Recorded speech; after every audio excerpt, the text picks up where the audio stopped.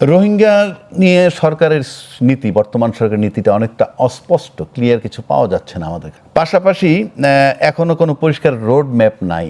এই বিষয়টা আপনি কিভাবে দেখছেন? প্রথমেই একটু অস্বাভাবিকতা বলি, আপনার সাথে অনেক দিন ধরে টেলিভিশনের টক শো করেছি, আমরা এক পাশে ছিলাম। আজকে প্রথম আপনি আমার উল্টা পাশে বসেছেন, তবে এটা এক ধরনের প্রাউড ফিল করছি। আশা করি আমরা যেভাবে আগেও কথা বলতাম এভাবেও দর্শককে বলার চেষ্টা করি। রোহিঙ্গা ইস্যুটাকে, এটা আমার কাছে যদি জিজ্ঞেস করেন, আমি নিজে জানা এবং বোঝার জন্য বেশ কয়েকবার রোহিঙ্গা ক্যাম্পে গুড নিজে পরিস্থিতিটা দেখার জন্য। এই ইস্যুটা আমরা বাধ্য হয়েছি, আন্তর্জাতিক সম্প্রদায় আমাদের সাথে এক ধরনের বড় রকমের প্রতারণা করে। যে পরিস্থিতি তৈরি হয়েছিল আমাদের সীমান্তে, তাতে সীমান্ত না খুলে দেওয়ার কোনো সুযোগ, কিন্তু রোহিঙ্গা ইস্যুটাকে এক একজনে এক এক দৃষ্টিতে দেখে। তখনকার প্রধানমন্ত্রী তিনি বলেছিলেন যে আমার বোন বলেছে যে বুবু 18 কোটি মানুষকে খাওয়াতে পারবে আর এই কয়টা মানুষকে খাওয়াতে পারবে না। অর্থাৎ প্রথমত তাদের ধারণা ছিল যে তারা আমাদেরকে খাওয়ান, 18 কোটি মানুষকে খাওয়ান। তারপরে ধারণা ছিল যে শরণার্থী ইস্যু কেবলমাত্র ডাল ভাতের ব্যবস্থা করাই হচ্ছে বিষয়। শরণার্থী ইস্যুটা কেবল ডাল ভাতের ইস্যু না, এটা ম্যানেজমেন্ট এবং তার সাথে অনেক ধরনের স্টেক হোল্ডারের সাথে যুক্ত থাকে। এক, এবং আমরা একটা পর্যায়ে গিয়ে সীমান্ত খুলে দিয়েছিলাম। কেবলমাত্র সেটা না, সেই সময়ের সরকার না, ওই সময়ের বিরোধী দলের নেত্রী মরহুম বেগম খালেদা জিয়া তখন লন্ডনে ছিলেন এবং তিনি একটা সংবাদ সম্মেলন করে বলেছিলেন রোহিঙ্গাদেরকে মানবিক আশ্রয় দেওয়ার জন্য সীমান্ত খুলে দিতে হবে। আমরা অনেকেই এই কথাটা এখন বলি না, আমরা বলি যে ওই সময়ের সরকার নোবেল পুরস্কার পাওয়ার লোভে এটি করেছিল। আপনার মনে থাকার কথা, সেই সময়ে আমাদের সোশ্যাল মিডিয়ায় আমরা একটা হাইপ তুলেছিলাম যে প্রয়োজনে আর একটা বিয়ে করব। ওই রোহিঙ্গার যে কিশোরীরা আসছে তাদেরকে বিয়ে করে ঘরে নিয়ে রাখবো, কারণ এদেরকে রক্ষা করা আমাদের দায়িত্ব। আমি আপনাকে বলি, আমি নিজে গেছি, খোঁজ নিয়েছি, আসলে কেউ বিয়ে করেনি। তারা ওই ক্যাম্পের মধ্যে অমানবিকভাবে মানবেতর জীবনযাপন করছে। শরীফ ভাইও ইয়া করেনি, ভলান্টিয়ার করে নাই এই ব্যাপারে, ঠিক আছে? তো আমি ওইটা বলিনি আর কি, বলেন নাই তাই সেই। তবে আমি রোহিঙ্গা ইস্যুতে মোটামুটি জানা বোঝার চেষ্টা করেছি এবং জানা বুঝে আমি কিছু লেখালেখির সাথেও যুক্ত হয়েছিলাম। আমার বেশ কিছু লেখা বেরিয়েছে এবং আমার মনে আছে সর্বশেষ সমকালে একটা লেখা বেরিয়েছিল বছর 3 আগে, নাফ নদীর ওপারে আহারে, এই শিরোনামে। তো এর ভেতর থেকে আমি কতগুলো তত্ত্ব এগুলো আনার চেষ্টা করেছি। এখন রোহিঙ্গা ইস্যুটা, এটা কেবলমাত্র বাংলাদেশ এবং রোহিঙ্গার মধ্যে সীমাবদ্ধ না, এটা যেহেতু একটা আন্তর্জাতিক সম্প্রদায়ের মধ্যে যুক্ত হয়ে পড়েছে, জাতিসংঘের এই ইউএনএইচসিআর অর্থাৎ শরণার্থী বিষয়ক যে সংস্থা ইউএনএইচসিআর, তারা এটার সঙ্গে দেখভাল করে। বাংলাদেশ সরকার তাকে নানা সময় টেকনিক্যাল সাপোর্ট দেয়, আন্তর্জাতিক সহযোগী সংস্থাগুলো তারা সাপোর্ট দেয়। কিন্তু মজার ব্যাপার হলো এই রোহিঙ্গাদেরকে নিয়ে সবাই রাজনীতি করে এবং তাদেরকে নিরাপদ প্রত্যাবাসন, এই ইস্যুটা আমাদের এখানে রাজনীতিবিদদেরকে, আমি আপনাকে আরও স্পেসিফিক করে বলি, সেই সময়ে তাদেরকে সীমান্ত খুলে দিয়ে বাংলাদেশে থাকার সুযোগ করে দেওয়ার জন্য যে রাজনৈতিক দাবি উঠেছিল, তারপরে সরকার পরিবর্তন হয়েছে, আওয়ামী লীগ দীর্ঘদিন ক্ষমতায় ছিল, তারা রোহিঙ্গাদেরকে ভাসানচরে নিয়ে গেছে এবং অনেকগুলো এর মধ্যে উত্থান পতন হয়েছে। কিন্তু তার বাইরে যে রাজনৈতিক দলগুলো গত প্রায় 10-12 বছরে, 12 বছর হচ্ছে তাই তো, 17 থেকে হ্যাঁ মোটামুটি 9 বছর, এই 9 বছরে আমাদের অন্য যে রাজনৈতিক দলগুলো, তারা বিদেশিদের সাথে বহুবার বিভিন্ন বিষয়ে বসেছে, গণতন্ত্র প্রতিষ্ঠা, মানবাধিকার ইস্যু, উন্নয়ন ইস্যু, কিন্তু আপনি কারো আলোচনার এজেন্ডার মধ্যে দেখবেন না যারা বলেছে যে রোহিঙ্গাদেরকে ফিরিয়ে নিয়ে যাওয়ার জন্য আপনার সহযোগিতাটা কি, রাজনৈতিক দলগুলো। অথচ এখানে যে স্টেক হোল্ডার যারা আছে, আপনি একমত হবেন যে রোহিঙ্গাদেরকে ফিরিয়ে নেওয়ার ব্যাপারে চীন একটা বড় ভূমিকা রাখতে পারে, একটা বড় ভূমিকা রাখার সুযোগ আছে। রোহিঙ্গাদেরকে ফিরিয়ে নেওয়ার ব্যাপারে এখানে মালয়েশিয়ার একটা সুযোগ আছে, আমরা গত গণ অভ্যুত্থানের পর বাংলাদেশের বহু পলিটিক্যাল লিডার চীনে গেছেন, চীনের সাথে কথা বলেছেন, কিন্তু আমি কারো আলোচনার মধ্যে শুনিনি যে তারা চীনের ইস্যুটা সামনে নিয়ে এসেছেন। তারা মনে করেছেন এটা আগে শেখ হাসিনার এজেন্ডা ছিল, তারপরে হচ্ছে ডক্টর মোহাম্মদ ইউনূস সরকারের, যেহেতু তিনি একটা আশাবাদ ব্যক্ত করেছিলেন যে এরা ফেরত যাবে, এবং এই দায়িত্বটা হচ্ছে ওই সরকারের। আজকের যে সরকারটার কথা বলছেন, তারা স্বল্প সময়ে দায়িত্ব গ্রহণ করেছেন, এটি একটি বড় চ্যালেঞ্জ। কিন্তু আপনার যে গাইডলাইনটা থাকা দরকার, আমি সেই গাইডলাইনটা দেখতে পাচ্ছি না। এবং আমি ব্যক্তিগতভাবে আমার অবজারভেশন হলো, বাংলাদেশের যতগুলো সংকট আছে সব থেকে বড় সংকটটার নাম রোহিঙ্গা ইস্যু।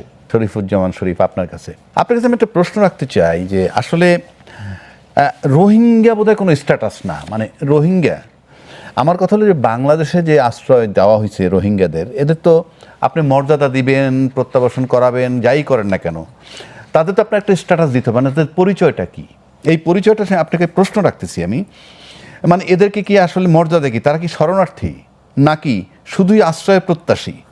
তাদের অধিকার আসলে কতটা আছে? আপনার তো অধিকার থাকার জন্য শরণার্থী যেমন আন্তর্জাতিক একটা স্ট্যাটাস, এবং এই শরণার্থীর যে বিষয়টা আসছে, এটা 1951 সালে জাতিসংঘে যে কনভেনশন হয়, 67 সালে সেটা প্রোটোকল হিসেবে সংশোধিত হয়, কিন্তু বাংলাদেশ এই কনভেনশনে স্বাক্ষর করেনি। তা সত্ত্বেও 92 সালে কিছু রোহিঙ্গাকে শরণার্থী হিসেবে আশ্রয় দিছিল। বাট এটার যে ব্যাপকতা, এই 10-12 লক্ষ, এদের এখন পর্যন্ত অফিসিয়াল স্ট্যাটাসটা কি?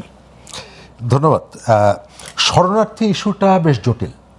তার সাথে আপনি রাজনীতি, ধর্ম, আবেগ, ইমোশন কোনো কিছু মেলাতে পারবেন না, এবং একটার সঙ্গে আর একটা সাংঘর্ষিক। আপনি খেয়াল করবেন যে পাকিস্তান এবং আফগানিস্তান উভয় দেশের মানুষের ধর্মের বন্ধনটা একই রকম, অথচ তার শরণার্থীকে তাড়িয়ে দেয়, পিটিয়ে তুলে দেয়, আফগান শরণার্থীকে চাবুক মেরে উঠায় দেয়, আবার আফগানিস্তান যখন সুযোগ পায় তাদের উপরে আক্রমণ করে। আপনার আয়লান কুর্দির কথা মনে আছে, চারিদিকে বন্দুক তাক করা কাদের?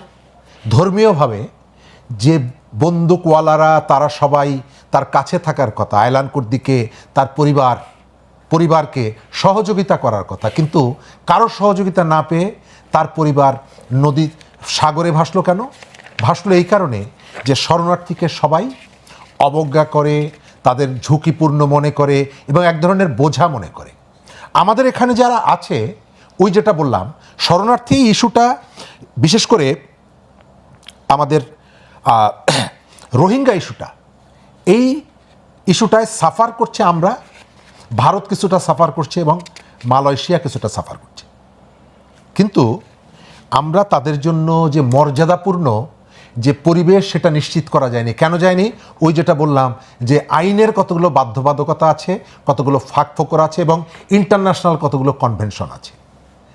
আন্তর্জাতিক সম্প্রদায় যে প্রতিশ্রুতি আমাদেরকে দিয়েছিল, সেই প্রতিশ্রুতি তারা রক্ষা করেনি। তারা মনে করেছে আমার কাঁধের উপরে চাপিয়ে দিয়েছে, এখন বাকি যেটা তুমি মোটামুটি এদেরকে রেখে দাও, মাঝে মাঝে আমরা আসবো, কিছু টাকা পয়সা দিব, বাজার টাজার করার জন্য দিয়ে যায়। আপনি খেয়াল করে দেখবেন, হ্যাঁ, তাই ক্রমশই, এবং কমতেছে, সেটা এটা কমে আসছে।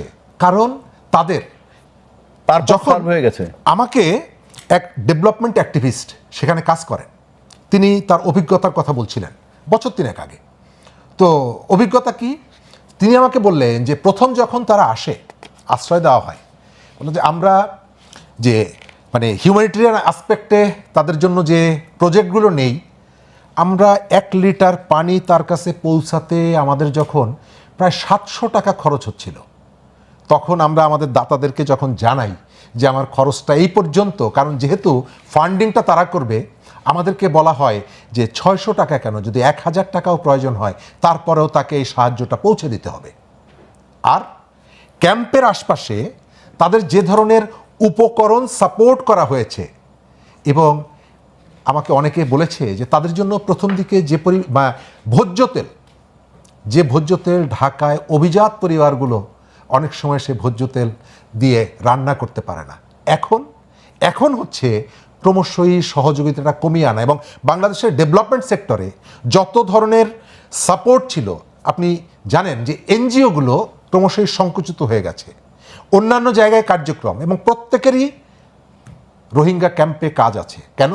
কারণ হচ্ছে ফান্ডিংটা সেখানে চলে যায়। বাংলাদেশ এই জায়গাটায় স্ট্যাটাসের যে জায়গাটা, বাংলাদেশ কি প্রপারলি ইন্টারন্যাশনাল কমিউনিটির কাছে এই ইস্যুটাকে অ্যাড্রেস করতে পেরেছে? পারে নাই। তার ইন্টারনাল এই ধরনের একটা পরিস্থিতি মোকাবেলা করার জন্য আপনার নিজস্ব ভূখণ্ডের মধ্যে রাজনৈতিক ভিন্নতা থাকার পরেও আপনার যে অন্তত কয়েকটা বেসিক জায়গায় যে ঐক্যমতটা দরকার, আমরা কি সেটি দেখাতে পেরেছি? আমাদের রাজনৈতিক দলগুলোর দৃষ্টিভঙ্গিটার মধ্যে কি কোনো আপনি ঐক্য পান না। সুতরাং বাইরের যারা Right. খেলোয়াড় তারা খেলছে। আপনি যথার্থ বলছেন, আমি আপনার কাছে আসবো। আসলে এটা তো আমাদের শুধু শেখ হাসিনার সমস্যা না, শুধু এই সরকারের সমস্যা না, এটা আমাদের সবার সমস্যা। সবার ঐক্যমত্য হওয়াটা আমরা পাই নাই ওভাবে। এখন আমি আরেকটা জায়গায় আসতেছি, আমি আসছি ব্যারিস্টার নাসরিন সুলতানা মীর আপনার কাছে। আমরা জানি যে এটার ভিতরে নাকি মাদকের ব্যবসা হয়, এটার ভিতরে অস্ত্রের মহড়া হয়। তো এটা এখানে যারা আছে, আরেকটা পাশাপাশি এইগুলো যেমন চলমান, আরেকটা ব্যাপার 17 সালে আমরা জানি অনেক প্রেগনেন্ট মহিলা এখানে আসছেন, যারা তাদের সন্তান ভূমিষ্ঠ হয়েছে। আমরা সংখ্যায় হয়তো এই মুহূর্তে জানি না, তখন আসার পর আমরা অল্প কিছুদিনের মধ্যে শুনছিলাম 210 জনের কথা। এখন নিঃসন্দেহে 10-20 হাজার হতে পারে, আমরা ঠিক জানি না। কিন্তু প্রশ্ন ছিল তো, আজকে তাদের বয়স 9 বছর, যেগুলো ওরা তো জানে এটা ওদের ল্যান্ড। ওদেরকে কি শিক্ষা দেওয়া হচ্ছে? এইটা ওদের জন্মভূমি সেটা, নাকি ওরা এখানে উদ্বাস্তু সেটা? কি শিক্ষা দেওয়া হচ্ছে এটা যেমন একটা প্রশ্ন। ওরা যদি এটাকে মাদারল্যান্ড ফিল করে, তাহলে ভবিষ্যতে আমরা কোথায় যাব? এক, আর আমরা যেহেতু রিমুভালের কোনো সুযোগ দেখছি না, এবং শরীফুজ্জামান আপনি দুজনই একমত যেটা কি একক কোনো বিষয় নয়। এরা নাম কষ্ট আমাদের এখানে ঢুকাই দিয়ে কিছু সাহায্য করছে, এখন পারপাস সার্ভ হয়ে গেছে। এদেরকে নিয়ে ভবিষ্যৎ প্ল্যান কি আন্তর্জাতিক, তাও আমরা জানি না। এই সব কিছু মিলে আপনি আমাকে বলেন, আভ্যন্তরীণ বিষয়ে কেউ ঢুকতেছে না কেন? এই মহড়া চলছে কিভাবে? মাদকের ব্যবসা কীভাবে চলছে? এবং এদের স্বীকৃতি কি? এরা মাদারল্যান্ড হিসেবে এটাকে ট্রিট করছে কি না? তাহলে আপনি সরাবেন কিভাবে এই জেনারেশনটাকে, নতুন জেনারেশনটাকে? আপনি যে ব্যাপারটা বললেন যে প্রথমে যে ভিতরে মহড়া হয়, এটা নিয়ে আরআরসি এর যে রোহিঙ্গা রিপ্যাট্রিয়েশন যে কাউন্সিল, আরআরসি এর যে অতিরিক্ত সচিব মিজানুর রহমান সাহেব নিজে স্বীকার করেছেন যে এইখানে অস্ত্র চোরাচালান এবং মাদক ব্যবসা ওপেনলি হচ্ছে, এবং 10টা আর্মড গোষ্ঠী আছে ভিতরে, যারা সবাই এটার রোহিঙ্গাদের মধ্যে 10টা আর্মড গোষ্ঠী কে কার উপরে মানে আপনার পাওয়ারটা নিবে। ইটস জাস্ট লাইক একটা, কিন্তু ওইটা একটা সেপারেট স্টেটের মতো ক্যাম্পগুলা, 33টা ক্যাম্প আছে ওখানে, একটা সেপারেট স্টেটের মতো। কে কোথায় এটার দখল নেবে সেটা নিয়ে আপনার খুন খারাপিও হয়। এবং গত 9 বছরে ক্যাম্পের অভ্যন্তরীণে 292টি খুন হয়েছে, 5603টা মামলা হয়েছে এ রিলেটেড, 15,000 আসামি করা হয়েছে, কিন্তু সেই মামলার অগ্রগতি কি আমরা কেউ জানি না। এবং এই যে 5603টি মামলা হয়েছে, এটাও আমরা জানতে পেরেছি প্রথম আলোর রিসেন্ট একটা খুব ভালো রিপোর্ট হয়েছে সেখান থেকে। আদারওয়াইজ কিন্তু এভাবে রিপোর্টেড হয় না যে এখানে কত কি চলছে। এবং মিজানুর রহমান সাহেব নিজে স্বীকার করেছেন যে বিকেল 4টার মধ্যে এনজিও কর্মীদেরকে ক্যাম্প ছাড়তে বাধ্য হয় বিকজ তাদের নিরাপত্তার অভাব, এবং লোকাল যারা জনগোষ্ঠী আছে তারা সন্ধ্যার পরে ক্যাম্পের আশেপাশে রাস্তাগুলো ব্যবহার করতে নিরাপদ ফিল করে না। মানে এখানে আমার যারা আইন প্রয়োগকারী সংস্থা, তাদের রোলটা কি?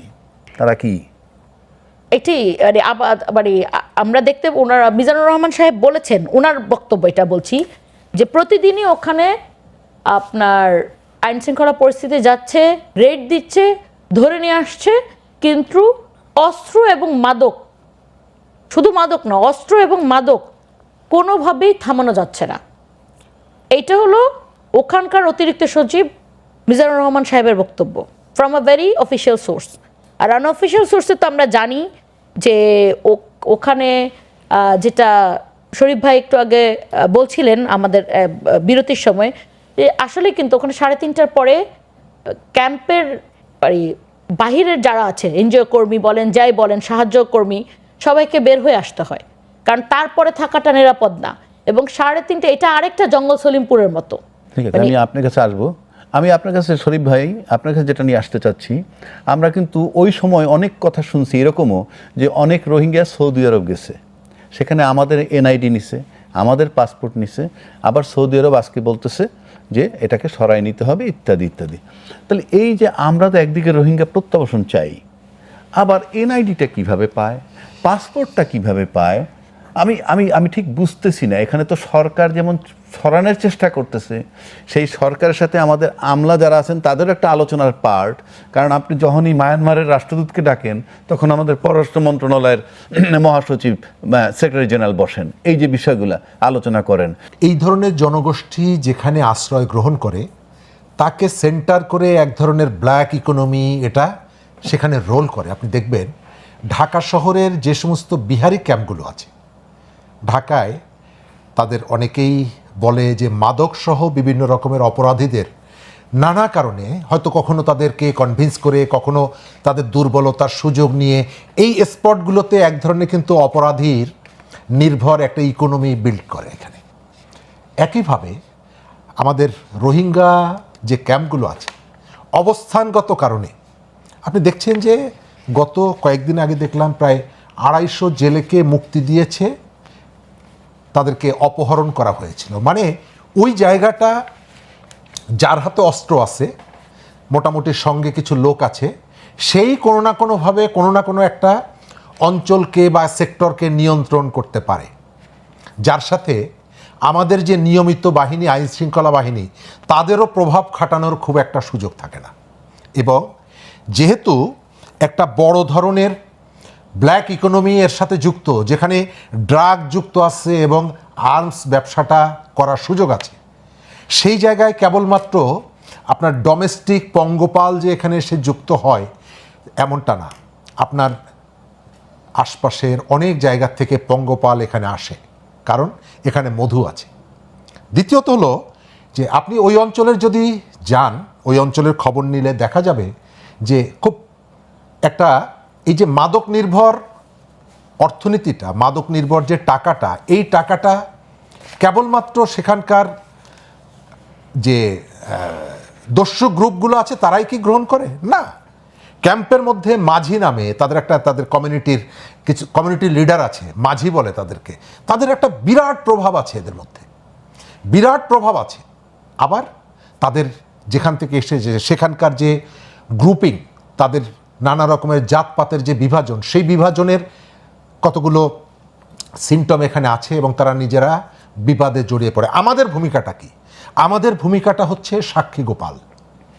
এই ইস্যুটাকে যতটুকু সিরিয়াসলি দেখা উচিত ছিল, আমি আপনাকে আগেও বললাম যে আমরা সেটি দেখিনি এবং আমরা ধারণা করেছি থাকুক, শহর থেকে তো অনেক দূরে, আমাদের তো কোনো অসুবিধা হচ্ছে না, ওরা ওখানে থাকুক, ওরা বন কাটছে, ওরা পাহাড় কেটে ফেলছে, আমাদের ভূমিধ্বস হচ্ছে ইত্যাদি ইত্যাদি, এই কথাগুলো আমরা বলি।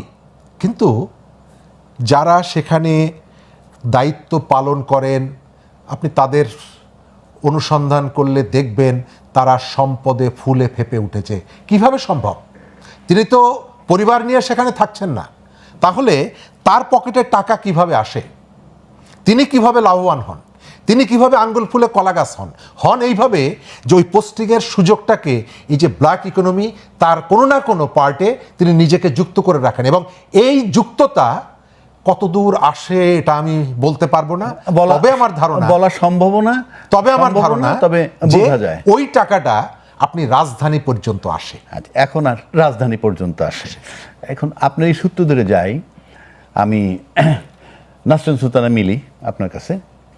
আমরা ঢাকার মগবাজারে বৈশা মিরপুরের একটা জমিতে যদি একটা কেয়ারটেকার রাখি, সেই জমিটা রাখা কষ্ট হয়ে যায়, তাই না? সেই জমিটা রাখা কষ্ট হয়ে যায়, কেয়ারটেকারটা উঠাইতেও কষ্ট হয়ে যায়। সেক্ষেত্রে এত বড় একটা রোহিঙ্গা 12 লক্ষ সেক্ষেত্রে আমাদের কিন্তু ফুল টাইম উচিত, আমরা যতই এমনি আলোচনা করি না কেন, সবসময় কিন্তু আন্তর্জাতিক কমিউনিটিকে এটার ভিতরে ইনভলভ রাখা উচিত। কিন্তু আমার দেখা মতে কূটনৈতিকভাবে যে আমরা বিবেচনায় যাই, পৃথিবীতে বহু ঘটনা ঘটতেছে। ওই রাশিয়া ইউক্রেন যুদ্ধ চলে, ফিলিস্তিন ইসরায়েল, তারপরে ইরান আমেরিকা, এরকম চলে। এরকম বহু জায়গায় আমাদের কথাবার্তা, আমরা নানান ফোরামে, আন্তর্জাতিক ফোরামে কিন্তু আমরা কন্টিনিউয়াস এই রোহিঙ্গার আলোচনায় কি রাখতে পারতেছি? আনফর্চুনেটলি না। মানে আন্তর্জাতিক আপনি একটু বিশ্লেষণ করেন, আপনার যতগুলো আল জাজিরা থেকে যেগুলো আবার সম্মানজনক যারা আছে, বিবিসি অ্যান্ড এভরিথিং, সারাক্ষণ কিন্তু আপনি মানে প্যালেস্টাইন ইসরায়েল ইস্যু তো প্রতিদিন কিছু না কিছু থাকে, ইউক্রেন রাশিয়া ইস্যুও থাকে। আপনার রোহিঙ্গা ইস্যু কয়বার শুনেন বছরে? একটা রোহিঙ্গা কনফারেন্স হয়, ওই সময় ছাড়া তো আর রোহিঙ্গা ইস্যু নিয়ে কোনো কথা শোনা যায় না। তো এই কনফারেন্সও খুব বেশি আশাজনক যে কিছু দেখতে আমরা পাই সেটা তো না। এবং আমাদের সরকার থেকেও আমরা কূটনৈতিকভাবে কোনো চাপ সৃষ্টি করার কোনো উদ্যোগ দেখছি না। বরং আমি যেটা দেখতে পাই যে হাই কমিশন যেরকম তার জায়গাটাকে, আপনার হাই কমিশনের ভিতরের জায়গাটা কিন্তু তার দেশের ল্যান্ড হিসেবে বিবেচিত হয়, যার যার দেশ, ওটা যার যার দেশ, সেটাই অনেকটা ওরকম ভাবেই ইউএন এর যে ক্যাম্পগুলা, এগুলা মনে হচ্ছে যে ইউএন এর নিজস্ব মালিকানার ভিতরে আছে।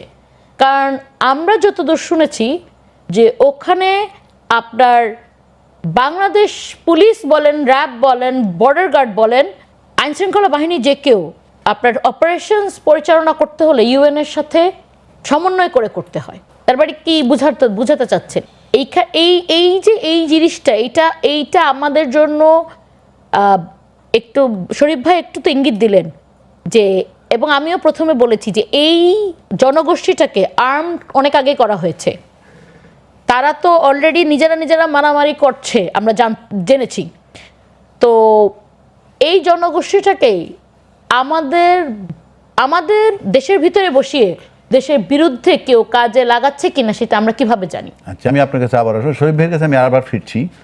আপনার কাছে অন্য একটা বিষয় নিয়ে, মানে এই প্রাসঙ্গিক, সেটা হইলেই নিরাপত্তা পরিষদের বিষয়টি কিন্তু আমরা খুব জোরালোভাবে তুলতে পারতেছি না। আবার চায়নার সাথে কিন্তু আমাদের সম্পর্ক খুবই ভালো, বিগত সরকারেরও ভালো গেছে ডেভেলপমেন্ট ওয়ার্কের নামে, অবকাঠামোর নামে।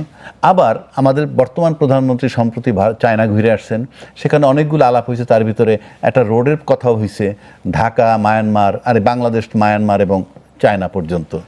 এই চিন্তা যদি করি, চীনের সঙ্গে বাংলাদেশ সম্পর্ক খুবই ভালো, ওইভাবে যদি ভাবি, তাহলে রোহিঙ্গা প্রত্যাবাসনে চীনকে আমরা কেন আরও বেশি শক্তিশালী বা সক্রিয় করতে পারছি না? চমৎকার প্রশ্ন। তার সাথে আপনার সাথে অনেক সময় আলোচনা হয়েছে। আমাদের পুরো ফরেন পলিসিটা যদি আপনি খেয়াল করেন, গত 6 মাস বলেন বা তার আগে বলেন, আমাদের মনে হয় যে কেবলমাত্র ভারতের সাথে সম্পর্ক কি হবে, এটাই হচ্ছে আমাদের পুরো ফরেন পলিসি। আমাদের সিভিল সোসাইটির থেকে বলেন, আমাদের সোশ্যাল মিডিয়া বলেন, আমাদের গভর্নমেন্টের জায়গা থেকে বলেন, আমরা এটাকে যতটা গুরুত্ব দিয়েছি এবং তার পাশাপাশি আরও যে কতগুলো সেক্টর আমাদের প্রয়োজন, সেই সেক্টরগুলোকে আমরা গুরুত্ব দিইনি। যদি দিতাম তাহলে চীন আমাকে প্রত্যেকটা জায়গায় সহযোগিতা করতে চায়। আমার এখানে গোলাপ ফুল ফোটাতেও যেমনি সহযোগিতা করতে চায়, আমার এখানে ব্রিজ তৈরি করতে সহযোগিতা করতে চায়, আমাকে ধনী বানাতে সহযোগিতা করতে চায়, হাসপাতাল বানিয়ে আমার আরও আয়ু বাড়াতে সহযোগিতা করতে চায়। তাহলে রোহিঙ্গা ইস্যুতে কেন সে সহযোগিতা করতে চায় না? আমি কি তার কাছে চেয়েছি? আমি চাইনি। সংকটটা কোথায়? সংকটটা হচ্ছে উদ্যোগ, তাদেরকে নিরাপদ প্রত্যাবাসন। এই নিরাপদ প্রত্যাবাসনের জন্য আন্তর্জাতিক সম্প্রদায়কে উদ্যোগটা নিতে হবে। আর আমার কাজটা কি? আমার কাজটা হচ্ছে আগ্রহ এবং তাগিদ। আমার আগ্রহ থাকতে হবে এবং বারবার আমাকে তাগিদ দিতে হবে। আমি প্রয়োজন হলে তার বাড়িতে ঘুরব। আমি তো মনে করি যে বাংলাদেশ সরকারের উচিত এই যে রোহিঙ্গাদেরকে প্রত্যাবাসন ইস্যুতে প্রয়োজনে স্পেশাল খুব হাই পাওয়ার্ড একটা উইং তৈরি করা, যারা হচ্ছে সারা পৃথিবীতে অনবরত এক ধরনের চাপ প্রয়োগ করার জন্য, সরকারকে মনে করিয়ে দেওয়ার জন্য সার্বক্ষণিক কাজ করবে। আমাদের ফরেন মিনিস্ট্রির অনেক রকমের উইং আছে, কিন্তু এটা আছে কিনা আমি জানি না। কিন্তু আপনি যেটা বললেন যে আমরা যখন আমেরিকার অমুক এলো, তিনি কালকে সকাল 11টার সময় রোহিঙ্গা ক্যাম্প পরিদর্শন করবেন, আমাদের নেতারা, রাজনীতিবিদরা, আমলারা সব পেছনে পেছনে যাচ্ছেন। তিনি সেখানে গিয়ে করছেনটা কি? দেখতে যাচ্ছেন ছোট ছোট শিশু।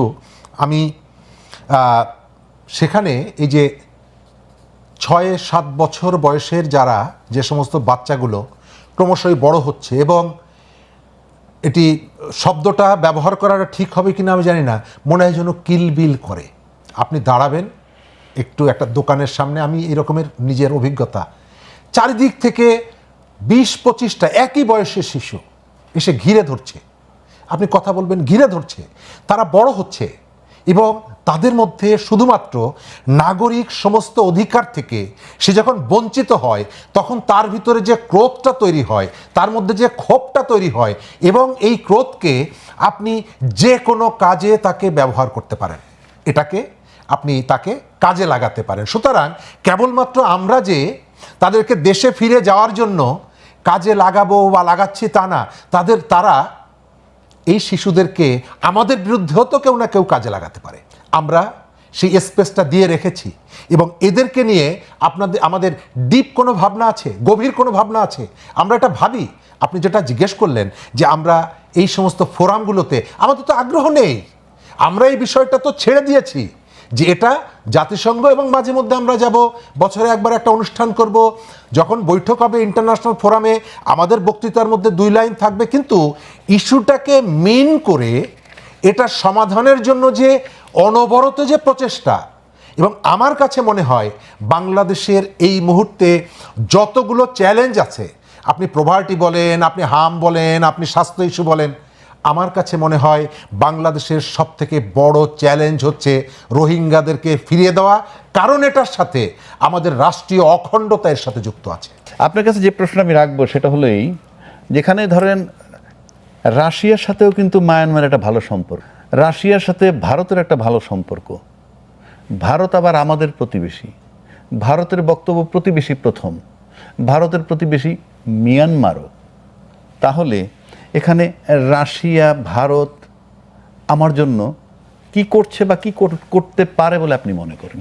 রাশিয়া ভারত আমার জন্য কি করতে পারে, আগার কথা হলো কেন করবে। You have to have that bargaining chip. আপনি যেটা শরীফ ভাই রাইটলি বললো যে আপনার চায়নার কাছে চাইতে হবে, তো তারপর তো চায়না আপনাকে এটার ব্যাপারে হেল্প করবে। কেন চায়না সেধে যে একটা জিও পলিটিক্যাল ক্রাইসিসের মধ্যে পা দিবে, তাই না?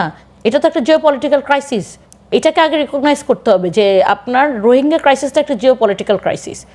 এখানে মায়ানমারের যে জান্তা সরকারকে কি চায়না আপনার পোর্ট এবং রোডস তৈরি করে দিচ্ছে না?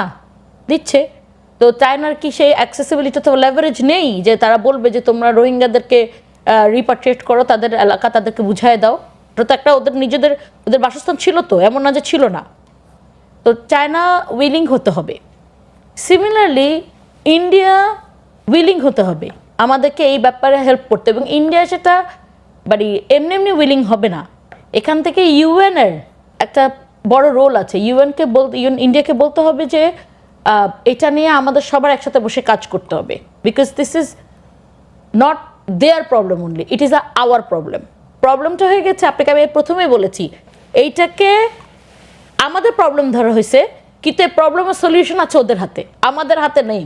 তো আমাদের প্রবলেম এখন ধরেন কালকে হঠাৎ করে ইউএন তার অফিস গুটায় চলে গেল, আপনার তো কারোই কিছু যাবে না, না এই রোহিঙ্গারা আপনার ইন্ডিয়াতে যাবে, না রাশিয়াতে যাবে, না চায়নাতে যাবে, না সৌদি যাবে, এরা এখানেই থাকবে।